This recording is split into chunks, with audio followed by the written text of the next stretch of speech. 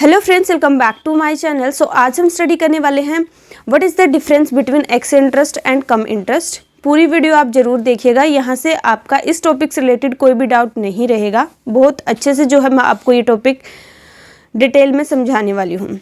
सबसे पहले तो हमें इनका मीनिंग पता होना चाहिए, x interest and come interest. X का मतलब यहाँ पे है एक्सक्लूडिंग, कि हमने जो है इंटरेस्ट को क्या किया है, इंक्लूड नहीं किया। एक्स इंटरेस्ट मतलब एक्सक्लूडिंग इंटरेस्ट है, एंड कम इंटरेस्ट का मतलब क्या होता है, इंक्लूडिंग इंटरेस्ट, कि इंटरेस्ट को जो है वो इंक्लूड किया गया है। यहाँ से हम समझते हैं कि हम purchase price, payment to seller and cost of investment किस तरह से कैलकुलेट करते हैं। सबसे पहले हम बात करते हैं परचेज प्राइस की। तो कम इंटरेस्ट के केस में हम परचेज प्राइस जो है जब कैलकुलेट करते हैं, या हमें क्वेश्चन में गिवन है, तो इसका मतलब है उसके अंदर इंटरेस्ट को ऑलरेडी इंक्लूड किया गया है, cost plus interest. But x interest के केस में जो है हमारा इंटरेस्ट को जो है ऐड नहीं किया जाता। जो ओरिजिनल हमारी कॉस्ट ऑफ इन्वेस्टमेंट होती है वही कॉस्ट जो है वो लिखी होती है।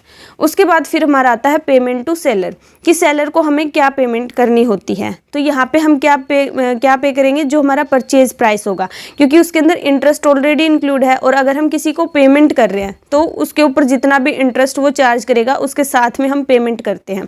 तो यहाँ पे हमें अलग से इंटरेस्ट ऐड करने की ज़रूरत नहीं है। बट एक्स इंटरेस्ट के केस में हमें जो है परचेज प्राइस प्लस इंटरेस्ट दोनों को ऐड करके जो अमाउंट बनेगी टोटल, वो अमाउंट हम सेलर को पे करेंगे, राइट। उसके बाद हमारा आता है कॉस्ट ऑफ इन्वेस्टमेंट। तो कॉस्ट ऑफ इन्वेस्टमेंट क्या होगी, कम इंटरेस्ट के केस में जितनी हमने अमाउंट पे करी, ठीक है, जितनी हमने अमाउंट पे करी, अगर हम उसमें से इंटरेस्ट को माइनस कर दें तो वो क्या हो जाएगी, कॉस्ट ऑफ इन्वेस्टमेंट आ जाएगी, ठीक है। और एक्स इंटरेस्ट के केस में जितनी हमने अमाउंट पे करी वही हमारी कॉस्ट ऑफ इन्वेस्टमेंट होगी, क्योंकि इसके अंदर से जो इंटरेस्ट है वो ऑलरेडी एक्सक्लूड किया गया है, उसको इंक्लूड नहीं किया, राइट।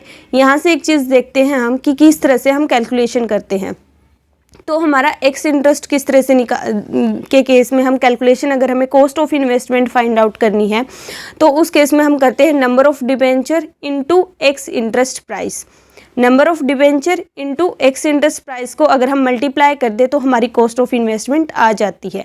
बट अगर हमें क्वेश्चन में कम इंटरेस्ट दिया गया है और अगर हम नंबर ऑफ डिबेंचर को कम इंटरेस्ट प्राइस से मल्टीप्लाई करते हैं तो उससे हमारी टोटल अमाउंट आती है, ना कि कॉस्ट ऑफ इन्वेस्टमेंट आती है। तो इस केस में इसके अंदर ऑलरेडी इंटरेस्ट इंक्लूड होता है, जो भी हमारी मल्टीप्लाई करके अमाउंट आएगी, तो हमें यहाँ पे इंटरेस्ट को माइनस करना पड़ता है, ठीक है। तो लेस करेंगे इंटरेस्ट, फिर हमारी कॉस्ट ऑफ इन्वेस्टमेंट आएगी। और in case of x interest already interest exclude होता है, इसलिए हमें यहाँ पे माइनस करने की ज़रूरत नहीं पड़ती, राइट। सो यहाँ पे जब हम इसकी कैलकुलेशन करेंगे, कम इंटरेस्ट के केस में हम क्या कर रहे हैं, लेस कर रहे हैं इंटरेस्ट को। बट एक्स इंटरेस्ट के केस में हमें कुछ भी यहाँ पे लेस करने की ज़रूरत नहीं है। जब हमने प्राइस सेट करना हो तो हमारे पास दो वेज होते हैं कि हम कम इंटरेस्ट से फाइंड आउट कर रहे हैं या फिर एक्स इंटरेस्ट से फाइंड आउट कर रहे हैं।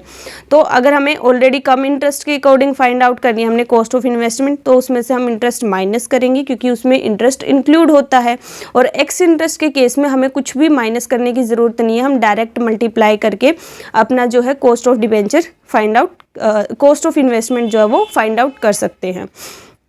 तो ये है हमारा कम इंटरेस्ट एंड एक्स इंटरेस्ट। अब जो है आप इसको बुक के अकॉर्डिंग भी देख सकते हो, यहाँ पे भी सेम ही चीज़ लिखी हुई है कि अगर जो हमारा प्राइस होता है उसके अंदर क्या होता है, इंटरेस्ट को जो है वो इंक्लूड किया होता है, तो उसको हम क्या बोलते हैं, कम इंटरेस्ट प्राइस बोलते हैं। बट अगर जो है इंटरेस्ट इंक्लूड नहीं है, if the price does not include interest it is called x interest price, कि अगर हम इंटरेस्ट को इंक्लूड नहीं करते तो वो क्या बन जाता है, एक्स इंटरेस्ट प्राइस बन जाता है। आई होप आपके सारे डाउट क्लियर हो गए हो। फिर भी कोई डाउट है तो आप कमेंट बॉक्स में पूछ सकते हो। Thank you so much for watching this video. Please like, share and subscribe. Bye bye, take care, have a good day.